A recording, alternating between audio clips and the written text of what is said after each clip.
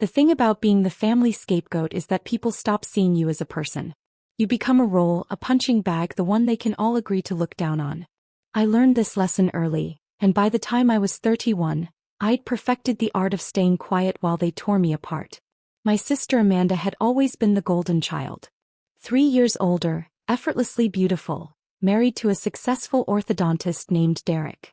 They lived in a gorgeous house in the suburbs, drove matching luxury SUVs, and their Instagram looked like a lifestyle magazine. Meanwhile, I was Emma, the younger sister who never quite figured things out, according to family consensus. I worked as a financial analyst, which sounds impressive until my family explained it. She crunches numbers for other people's money, my mother would say with a dismissive wave. Nothing creative. Very boring work. The fact that I made $240,000 a year never came up in their assessments of my worth. I dressed simply, drove a modest car, lived in a small apartment. I didn't advertise my success because I'd learned early that it only made them uncomfortable. Amanda, meanwhile, advertised everything. New designer bags appeared in her posts weekly. Vacation photos from Cabo, the Maldives, Greece. The Christmas after she got married, she surprised everyone with Cartier bracelets. $8,000 each, she made sure to mention.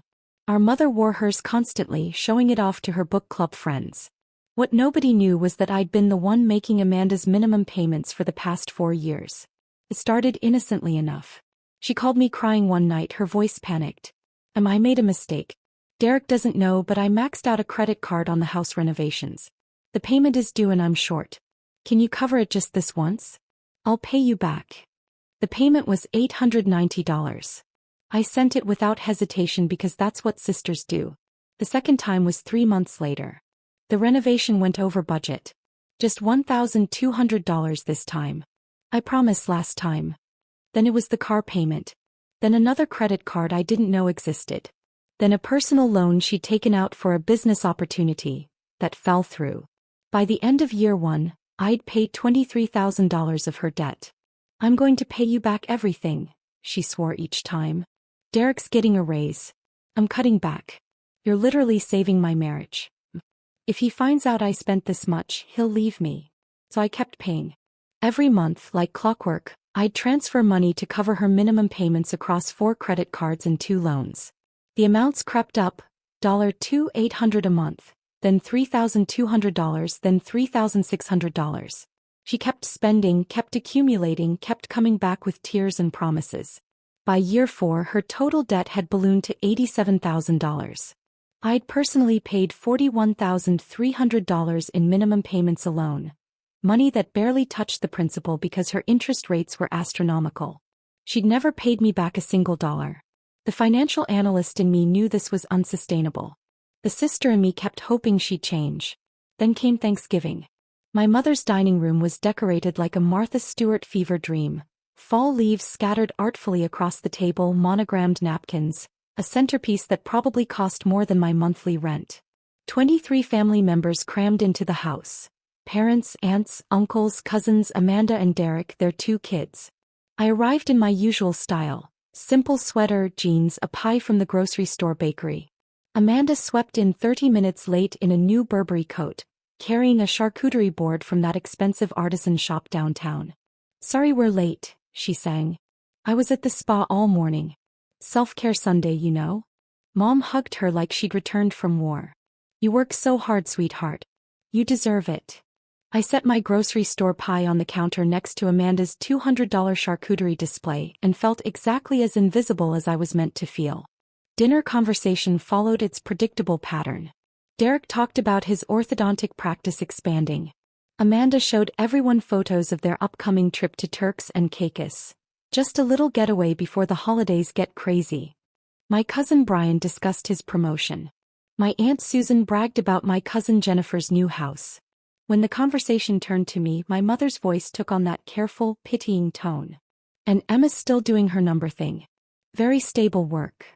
Steady paycheck, my father added like he was complimenting a reliable toaster. That's wonderful, Aunt Susan said with a smile that didn't reach her eyes. Not everyone can be an entrepreneur like Amanda. Amanda beamed. She'd sold monogrammed koozies on Etsy for 3 months 2 years ago before abandoning it. Apparently that made her an entrepreneur. The real trouble started when my younger cousin Maya mentioned she was struggling with student loans. It's just so overwhelming, Maya said, her voice cracking slightly. I'm barely making the minimum payments. I opened my mouth, ready to offer advice. I'd helped 3 friends consolidate and restructure their loans, saving them thousands in interest. But my mother cut me off. Emma, not everyone wants to hear about numbers and calculations. My face burned, but I stayed quiet. You should talk to Amanda, my mother continued. She's so good with money. Look at that beautiful house. Amanda launched into what she called financial advice, which mostly consisted of just budget better, and maybe get a side hustle. Nothing practical. Nothing helpful. Maya nodded politely, but I could see the desperation still in her eyes. After dinner, I found Maya alone in the kitchen. Hey, I have some resources about loan consolidation. If you want, I can send you. Oh my God, Emma. Amanda appeared in the doorway, wine glass in hand, eyes sharp. Can you not? I was just offering to help. She doesn't need your help. Amanda's voice had that edge I'd learned to recognize. She needs real advice, not whatever you're selling. I'm not selling anything. I just know about. What? Numbers. Amanda laughed, and it wasn't kind. That's literally your only skill. You can't just insert yourself into every conversation. My father appeared behind her. What's going on? Emma's trying to give Maya financial advice, Amanda said, making it sound absurd. When she can barely manage her own finances. My stomach dropped. What are you talking about? Amanda's eyes glittered dangerously. Come on, Em. We all know you're always short on cash. That's why you live in that tiny apartment. That's why you never travel. That's why you dress like you shop at Goodwill. The kitchen had gone silent. Maya looked mortified. My father frowned. Amanda, I said quietly, that's not. You're always asking for money, Amanda continued, her voice rising. It's embarrassing, honestly. At every family event you've got your hand out. My blood ran cold. I have never asked you for money. Please. She rolled her eyes. Just last month you were calling me about bills. I had called her last month. To tell her I couldn't keep covering her payments forever. To ask, again, for even partial repayment. But she'd rewritten the narrative so smoothly that even I almost questioned my memory. Emma. My mother's voice was disappointed. If you're struggling financially, you should have told us. I'm not struggling. There's no shame in it, my father added. But Amanda's right. Constantly asking your sister for money is inappropriate. I have never. I stopped. There was no point. I could see it in their faces. They believed Amanda. They would always believe Amanda. This is exactly what I mean, Amanda said, gesturing at me with her wine glass. Always so defensive. Look, we get it. You're not good with money. But you need to stop making it everyone else's problem. The room was staring. Maya looked like she wanted to disappear. My aunts had appeared in the doorway, drawn by the drama. Amanda was on a roll now. I feel bad for you, I really do. But at some point you need to take responsibility for your choices. Get a better job. Budget better. Stop begging for money from family members who actually have their lives together. Something in her voice, that casual cruelty, that absolute certainty that she was superior, made something crack inside me. I'd been paying $3,600 a month. Every month. For 4 years. I'd paid her car insurance when she forgot. I'd covered her kids' private school enrollment fee when she was between opportunities. I'd sent money for groceries when she claimed Derek was being unreasonable about the budget. $41,300. And she was standing in my mother's kitchen in her Burberry coat, drinking wine that probably cost $80 a bottle, telling everyone I was a charity case. I pulled out my phone. Emma, what are you doing? My mother's voice was sharp. Taking responsibility for my choices, I said calmly. I opened my banking app and navigated to scheduled payments. There were 6 of them, all scheduled for the first of each month. 2 credit cards, 1 personal loan, 1 car payment, 1 insurance payment, 1 household expenses payment. All going to Amanda. My finger hovered over the first one. Stop begging for money, Amanda sneered, emboldened by the audience. It's embarrassing. Everyone nodded in agreement. My mother. My father. My Aunt Susan. Even Derek looked uncomfortable on my behalf. I smiled. You're right. Then I canceled the first payment. Second. Third. Within 90 seconds I'd canceled all 6 recurring transfers. Then I texted my bank directly through the app. Please stop all payments on the following accounts. I listed Amanda's credit card numbers, which I'd memorized from 4 years of paying them. I looked up. Amanda was still talking something about how family helps family but there are limits. Her face was flushed with wine and righteousness.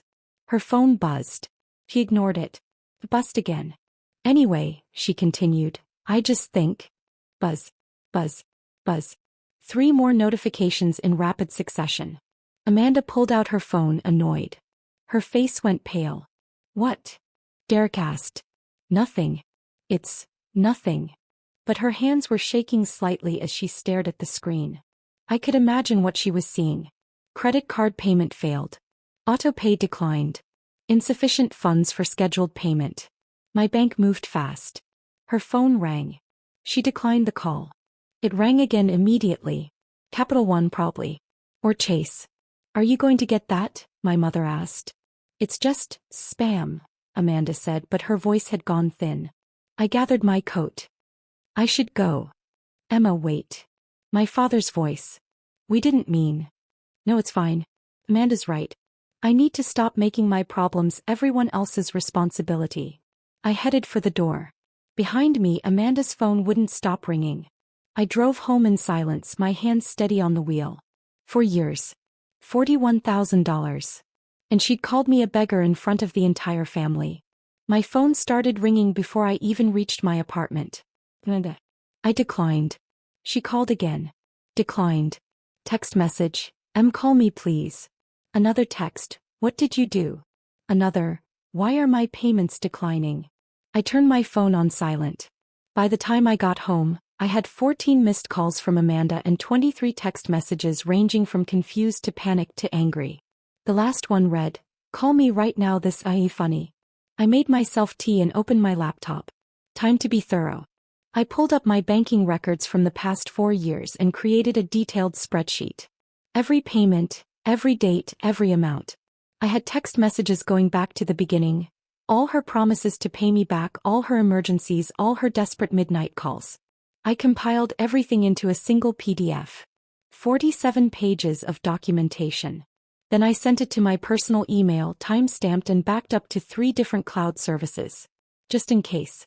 My phone lit up with another call. I watched it ring until it went to voicemail. 30 seconds later, another voicemail notification. I waited until morning to listen to them. The first voicemail was angry. Emma, what the hell did you do? My payments aren't going through. Fix this. Now. The second was frantic. Please, I don't understand what's happening. My cards are declining. The bank called. Please call me back. The third was tearful. Emma, I'm serious. I don't know what you did, but this isn't funny. Derek is asking questions. Please. Just call me. The fourth was my mother. Emma Jean, Amanda is very upset. I don't know what this is about, but you need to fix whatever you've done. Call your sister. I deleted all of them and made myself breakfast. My phone rang at 8:47 a.m. Unknown number. I answered. Miss Emma Richardson? A professional female voice. Speaking. This is Janet from Chase Bank Customer Service. I'm calling regarding a payment arrangement you had set up on an account ending in 7734. Amanda's primary credit card. I need to verify your authorization to cancel this recurring payment. I set up the payment from my personal account, I said calmly. I'm canceling it effective immediately. I see. And you understand this may result in late fees and interest charges on the cardholder's account. I do. May I ask why you were making payments on someone else's credit card? Family arrangement that's ending. Brief pause. I understand. The cancellation is confirmed. Is there anything else I can help you with today? No, thank you. I hung up. 5 minutes later, Amanda called again. I didn't answer. Text message. The bank called me. They said you canceled everything. Why would you do this to me? I responded with a single message. You said I need to stop asking you for money. I'm respecting your wishes. My phone immediately rang. I declined. Another text. That's not what I meant and you know it. Me, you were very clear. In front of everyone. I'm just a beggar who's embarrassing the family. I'm removing myself from being your financial problem. Amanda, please. I have $87K in debt. I can't make these payments. I stared at that message for a long moment. She just admitted it. In writing. The debt I'd been covering. Me, then perhaps you shouldn't have spent that $87,000. This is no longer my responsibility. Best of luck with your budget. I muted the conversation. By Monday morning, the situation had escalated beautifully. My mother called at 7:15 a.m. Emma, what have you done? Good morning, Mom. Amanda is having a breakdown. Her credit cards are maxed out and she's getting calls from collection agencies. Did you do something? I stopped paying her bills. Silence. You, what? I've been paying Amanda's credit card bills, car payment, insurance and personal loan payments for the past 4 years.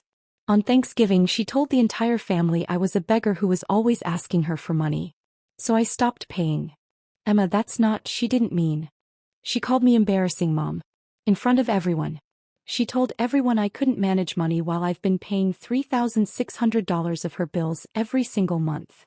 $3,600. My mother's voice cracked. Every month. Every month for 4 years. I have documentation of every payment. Why didn't you tell us? She asked me not to. She said it would ruin her marriage if Derek found out how much debt she had. My mother was quiet for a long moment. Emma, regardless of what Amanda said, you can't just cut her off like this. She needs. No. My voice was firm. She needs to take responsibility for her choices. Her words. I'm done enabling her spending addiction while she tells everyone I'm the one with money problems. She's your sister. And I've given her $41,300 over 4 years. Without a single dollar paid back. While she bought Burberry coats and went to Turks and Caicos and called me a charity case.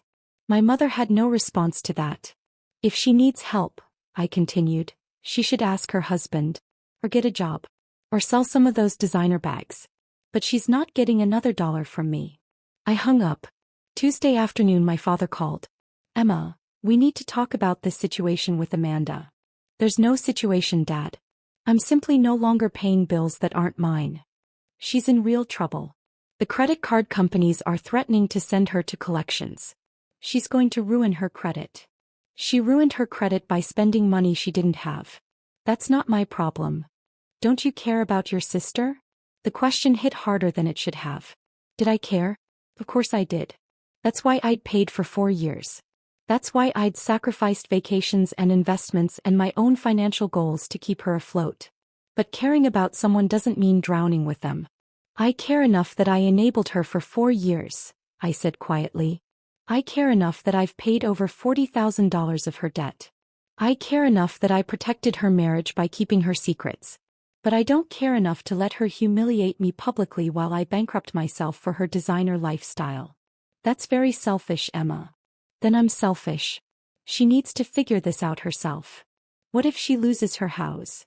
She lives in a house Derek pays for. She'll be fine. What if Derek leaves her when he finds out? Then maybe she shouldn't have lied to him for 4 years about $87,000 in secret debt. My father sighed. You've changed, Emma. You used to be kind. I used to be useful, I corrected. There's a difference. Wednesday brought a new development. My cousin Maya called. Emma? It's Maya. From Thanksgiving. Can we talk? Of course. I wanted to apologize. For what happened. I had no idea what was going on, and watching Amanda say those things about you when you were just trying to help me. I felt terrible.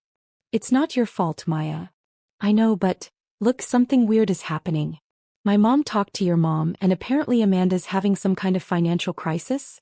And it has something to do with you. I should have stayed quiet. But Maya had been genuinely kind in her message and she'd asked directly. Amanda's been in significant credit card debt for years, I said carefully. I was helping her by covering her minimum payments. She asked me to keep it secret.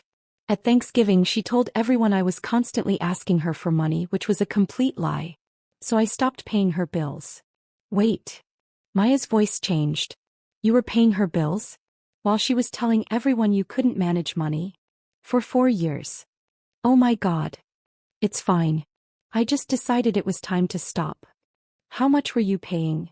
That's between Amanda and me. Emma. How much? I hesitated. About $3,600 a month. $41,000 total over 4 years.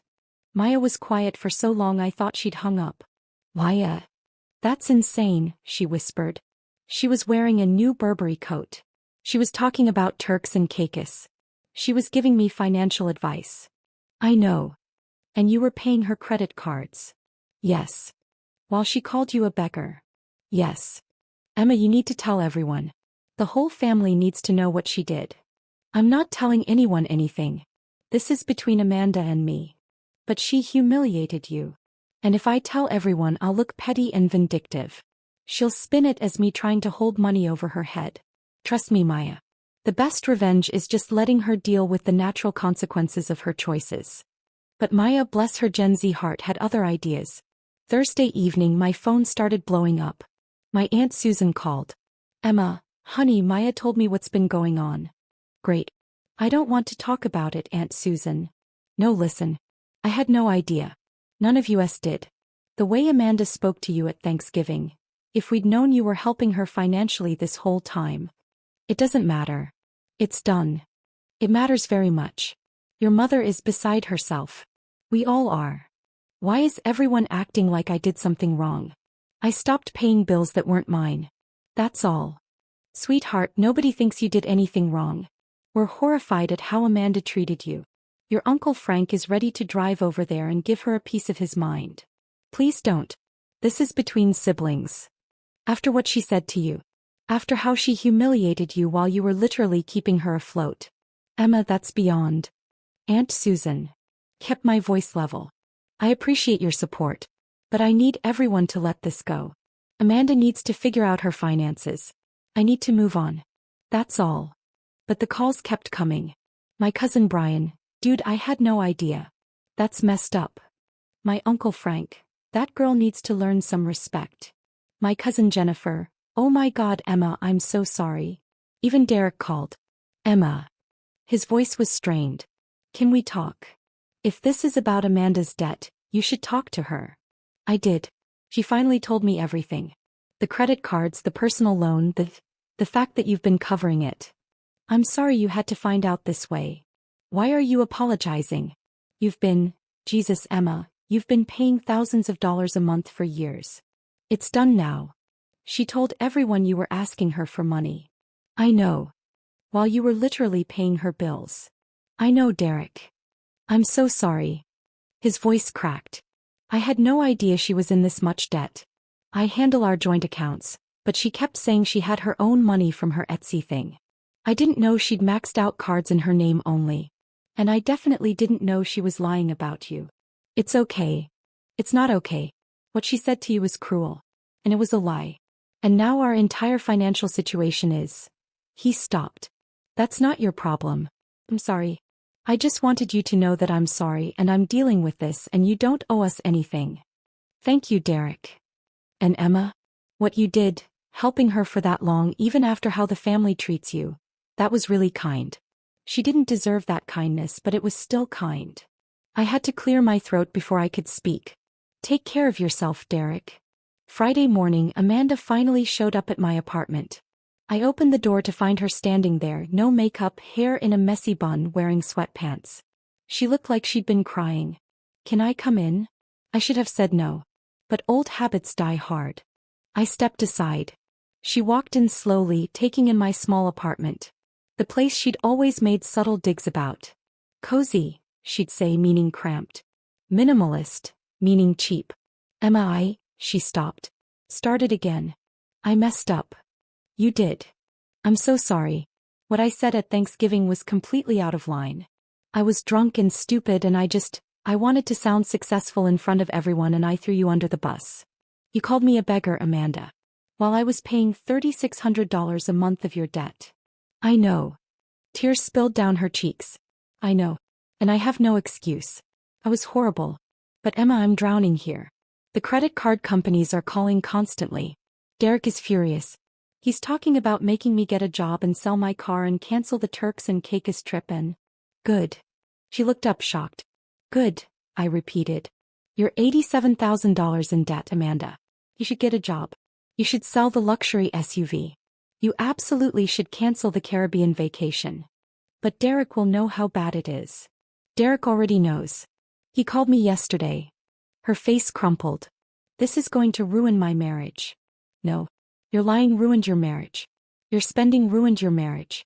Not me stopping enabling you. Please, just a few more months. Just until I figure something out. I'll get a job, I promise. I just need time to... No. Emma, please. I gave you 4 years, Amanda. 4 years of just one more month. 4 years of promises you never kept. 4 years of excuses and emergencies, and I'll pay you back. And you know what I got for it? Public humiliation and being called a charity case by the person I was literally keeping afloat. I was wrong. You were cruel. There's a difference. I walked to the door and opened it. I'm done. Figure it out yourself. I can't. Then maybe you should have thought about that before you spent $87,000 you didn't have. Maybe you should have thought about that before you lied to your husband. Maybe you should have thought about that before you stood in Mom's kitchen and called me a beggar in front of everyone I know. I said I was sorry. Sorry doesn't give me back $41,000. Sorry doesn't undo the humiliation. Sorry doesn't change the fact that you were perfectly happy to let me destroy my own finances while you played the successful entrepreneur on Instagram. Amanda stood there, tears streaming, and for a moment she looked like the sister I'd grown up with. The one who taught me to ride a bike. The one who threatened to beat up my middle school bullies. But that sister was gone, buried under years of entitlement and cruelty. I really am sorry, Em. I believe you're sorry you got caught. I believe you're sorry you're facing consequences. But I don't believe you're sorry for what you did to me. She left without another word. The full fallout took another 3 weeks. Derek, to his credit, handled it decisively. He put Amanda on a strict budget, took over all the accounts, sold her SUV and got her a used sedan and canceled the vacation. He made her get a job at a local boutique retail on her feet 40 hours a week. Amanda hated every second of it. My mother tried to mediate several times, suggesting family therapy or reconciliation dinners, but I held firm.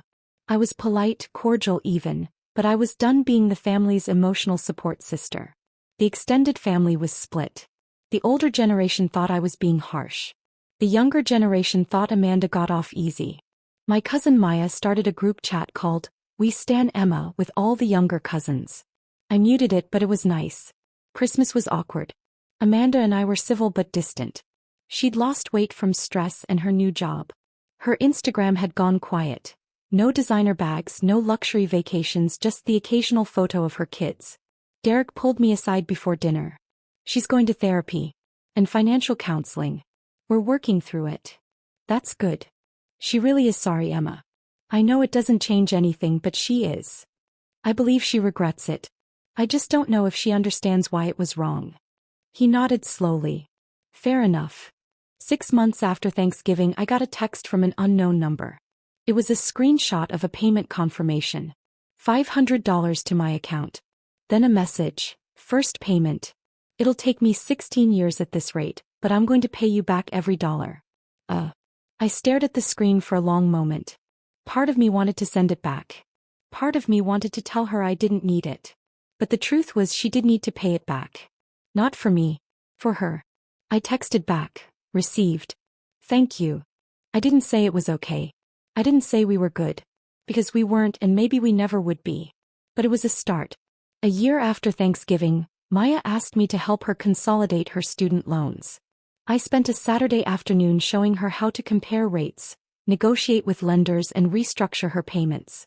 We saved her $14,000 in interest over the life of the loans. She cried and tried to pay me. I refused. Just remember this when someone else needs help, I told her. And maybe don't let people walk all over you while pretending they're doing you a favor. She laughed. Learn that from the best. The thing about being the family scapegoat is that people stop seeing you as a person. But the thing about stepping out of that role is that you start seeing yourself clearly, not as the villain in someone else's story but as the protagonist of your own. I'm 32 now. I still work as a financial analyst. I still live simply. I still drive a modest car. But I took that $3,600 a month I'd been paying Amanda's bills and put it into investments.